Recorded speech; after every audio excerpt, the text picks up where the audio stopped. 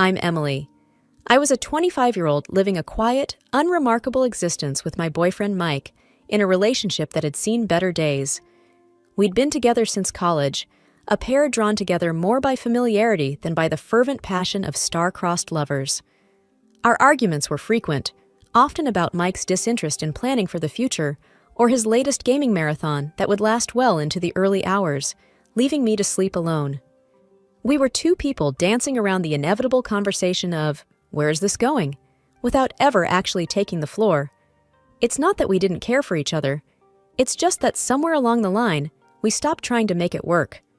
My parents, Sue and George, were the antithesis of us. Married for over 30 years, they still exchanged loving glances and shared private jokes, their bond seemingly unbreakable. They were my foundation, the steadfast love I aspired to find for myself, even if it wasn't going to be with Mike. On the evening of the crash, I remember arguing with Mike over something as trivial as unsorted laundry. He had promised to do it, and once again, the promise was as empty as the laundry basket was full. "Can't you just do one thing you say you're going to do?" I had asked, exasperation straining my voice. "It's just laundry, Em. It'll get done. Eventually," he had replied, his attention fixed on his computer screen. The argument had fizzled out as they usually did, with neither of us truly addressing the underlying issues. Later, as I sat in the back seat of my parents' car, the warmth of their chatter was a soothing balm to the residual frustration from the argument with Mike. They were celebrating another year of Mom's life, and their joy was infectious. Then, the world turned on its axis. Headlights merged with the sound of metal on metal, and everything went black. When I awoke, it was to the antiseptic smell of a hospital, the relentless beeping of the heart monitor, and a heavy blanket of dread. The doctor's words were clinical and detached, but the message was clear. My parents didn't make it, and my legs, my perfectly normal, taken-for-granted legs, might never carry me again. The truth settled like a stone in my stomach. I was suddenly, terrifyingly alone. Mike, the man I had just argued with about laundry, was now my only connection to a life before the crash. The life where my biggest worry was whether he'd sort the whites from the colors. As the reality of my parents' absence and my potential paralysis began to truly register, a hollow despair took root in me. The future, once a landscape of possibilities, now seemed like a barren field. The hospital room was a bubble where time moved both too quickly and not at all. After what seemed like an eternity of white walls and echoing silence, Mike walked in, his parents, Janet and Bob, a step behind him. The atmosphere was thick with a somberness that made my heart sink even lower, if that was possible. Mike pulled a chair up next to my bed and took my hand, his usual bravado absent. His parents stood by the door, a united front of awkward concern. "Hey, Em," Mike began, his voice a rough whisper. "I've been doing some thinking, a lot of thinking, actually." "Thinking?" I echoed, my voice dull. "About what?" "About us," he said, and his eyes met mine, filled with an emotion I couldn't quite place. All of this, it's made me see how short life can be." I wanted to say something, to ask what he meant, but the words seemed to stick in my throat. "I don't want to wait for the perfect moment anymore because it might never come," he continued, squeezing my hand. "What I'm trying to say is, will you marry me, Emily?" The question hung in the air, heavy and unexpected. It was the last thing I thought I'd hear, especially now. I searched his face for a sign of the impulsive Mike I knew, the one who acted first and thought later. But all I saw was earnestness. His mother, Janet, stepped forward, her hands clasped in front of her. "We want you to be a part of our family, Emily. We'll take care of you." "And it's not out of pity," Bob added quickly. "It's because we love you, and we want to support Mike in taking this step." I was stunned, my mind racing. This was a lifeline, unexpected, and maybe even a little reckless, but a lifeline nonetheless. I looked at Mike, really looked at him, and saw not just my sometimes immature boyfriend, but a man offering his support in the most uncertain time of my life. "Mike, My voice trailed off as I tried to gather my thoughts. "It's okay, Em. You don't have to decide right now. I just wanted you to know how I feel," he said, his thumb rubbing circles on the back of my hand. I thought about my parents, about the unwavering love and support they had always shown me. Wasn't this what they would have wanted? For me to be loved and cared for, no matter what? Mike, I don't know what the future holds for me, for us. But yes, I found myself saying, the words stronger than I felt. Yes, I'll marry you. A smile, the first genuine one I'd seen in days, spread across Mike's face. Janet let out a soft sob, covering her mouth with her hand, and even Bob's eyes glistened with unshed tears. Moving into my parents' house with Mike should have been a fresh start, a new chapter. The house was too big for just one person, and everywhere I looked, I saw memories of my parents. I thought having Mike with me would fill some of those empty spaces, but I was quickly learning that his presence was a reminder of what was missing, not a replacement. The first few days, he was attentive, always checking on me, making sure I had everything I needed within reach. But as days turned into weeks, the attentive husband act began to wear thin. Mike started spending more time on his computer, his headphones on, shutting me out. One evening, as I maneuvered my wheelchair into the kitchen, I found him staring blankly at his screen. "Mike, have you thought about looking for a new job?" I asked, trying to keep my tone light. "The insurance won't cover everything, and the bills are starting to pile up." He didn't look away from the screen.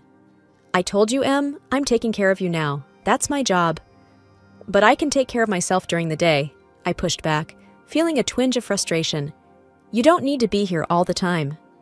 Finally, he turned to face me, his expression a mix of irritation and something else I couldn't quite read. "What do you want from me, Em? I'm here, aren't I?" I was taken aback by his tone. "Being physically here isn't the same as being present, Mike. I need a partner, not just a roommate." He stood up abruptly, his chair scraping against the tile. "You know what, Em? Maybe I need more than this too. Maybe I wasn't cut out to be a nursemaid." His words stung, and I watched him storm out, the door slamming behind him. I was left alone in the silence of the kitchen, the weight of his words settling around me like dust. I wasn't just alone, I was lonely. That night, as I lay in bed staring at the ceiling, I couldn't help but think about how quickly our modest honeymoon period had ended. The vows we had taken felt like they were from another lifetime. The Mike who had lovingly promised to be by my side, in sickness and in health, seemed like a stranger now. As the weeks dragged on, his absences grew longer, and the excuses more flimsy. He was either out with friends or lost in a digital world that didn't seem to have room for me. I felt like an obstacle in his life, a burden he hadn't anticipated. One particularly tough day, when the pain was bad, and the house felt more like a mausoleum than a home, I heard the front door open. Expecting Mike, I called out, "Is that you?" "Yeah, it's me," he replied, his voice distant. "I'm just grabbing a few things, then I'm heading out again." I wheeled myself to the hallway, watching as he rifled through a drawer for his keys. "Going out with friends?" I asked, trying to mask the hurt in my voice. He paused, keys in hand, and sighed. I need some space, okay? It's not easy for me either, all this." I nodded, biting back tears. "I know. I just thought we could maybe spend some time together, like we used to." He shrugged, avoiding my eyes. "Maybe when things settle down a bit, I gotta go." The house felt emptier with each passing day, a vast space filled with silence and the ghost of better times. It wasn't just Mike's absence or the silence left in the wake of my parents' voices. It was the small things that started to go missing. A vase my mother loved, a silver frame holding a family photo, a painting that used to hang in the hallway. I first noticed it when I was trying to distract myself with memories. I wheeled myself into the living room, intent on looking through the photo albums. But as my eyes scanned the room, they fell on the bare patch of wall where the painting had been. Confusion knotted my brow. "Mike!" I called out, unsure when he had last gone out. There was no answer, and the emptiness of the house seemed to echo back at me. That evening, when Mike returned, I asked him, "Have you seen the landscape painting that used to be in the hallway?" He barely glanced up from his phone. "Oh, that old thing? Yeah, it was getting dusty, and I figured we could use the space for something else." Something about his casual dismissal didn't sit right with me. But it was my mom's favorite, I said, a tremor of unease in my voice. He shrugged, his attention still half on his screen. We can get another painting, Em. It's no big deal. But it was a big deal. The items that went missing next were unmistakable, things that had been in my family for years.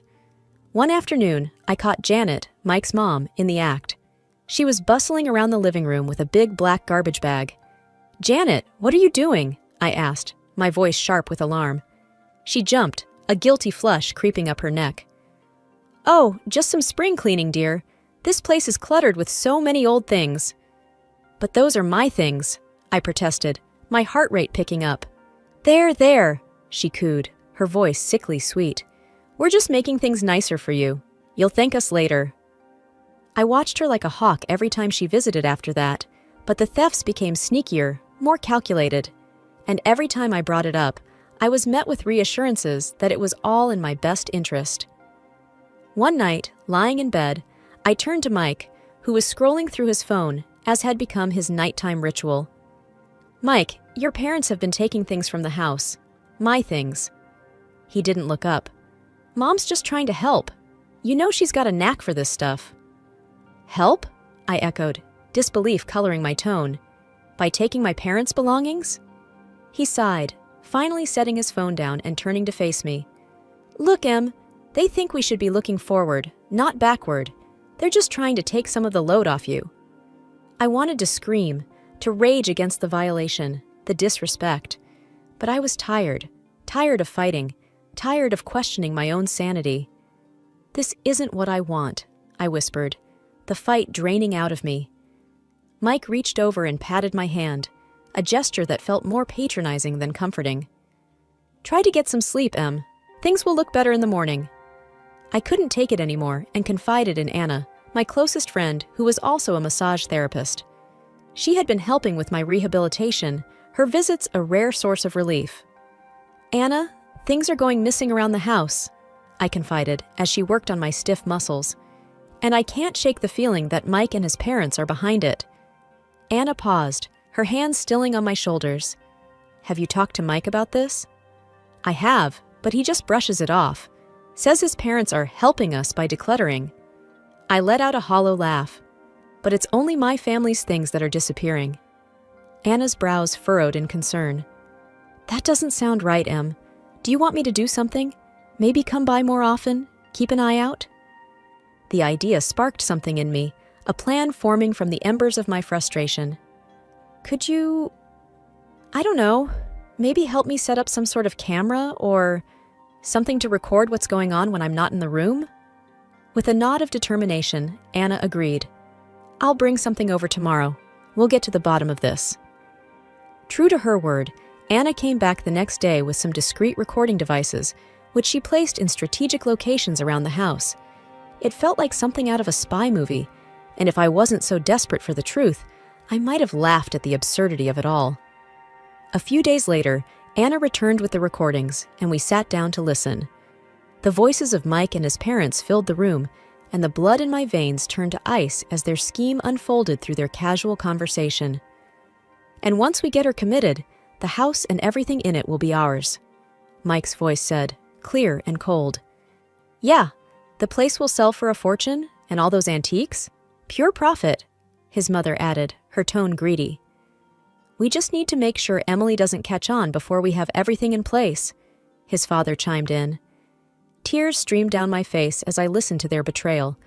These people, who had promised to care for me, to be my family, were plotting against me. Anna reached over, her hand gripping mine tightly. "We have to do something, Em," she said, her voice laced with anger. I wiped my eyes, the sorrow quickly giving way to a steely resolve. "We will. I'm not going to let them get away with this." The morning after listening to the recordings, I tried to act normal, but every word they said, every smile they gave, felt like a lie. It was during breakfast when I noticed something was off.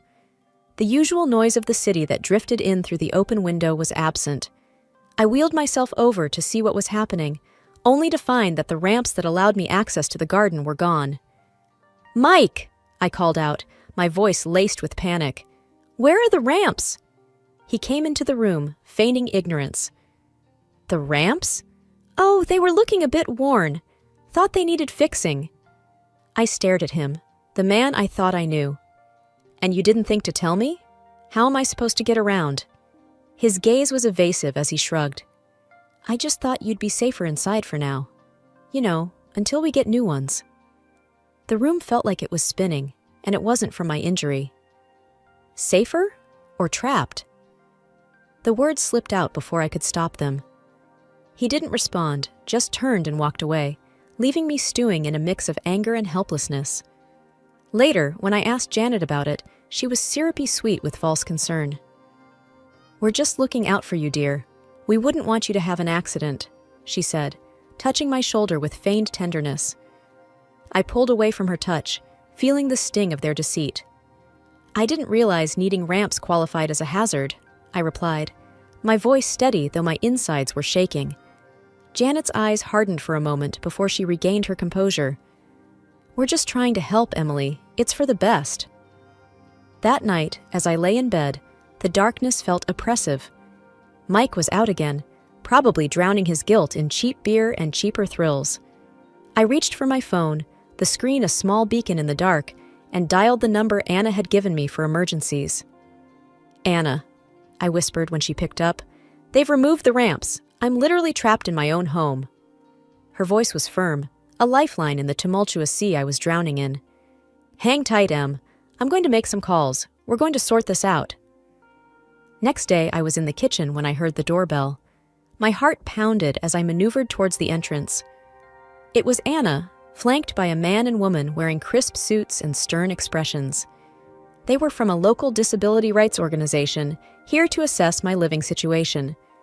Beside them was my lawyer, Mr. Hammond, clutching a leather briefcase. Emily, we're here to make things right, Anna said, her determination matching the resolve in my chest. Mr. Hammond stepped forward. We need to establish the facts first, Emily. I'll need to see the house, check against the inventory of your parents' belongings. As we moved through the house, the representatives from the service took notes, their disapproval clear at the missing ramps and the blatant disregard for my welfare. Mike walked in during the commotion, surprise etching his face. Em, what's going on? Who are these people? I looked at him, really looked at him, allowing the full weight of my gaze to settle on his shoulders.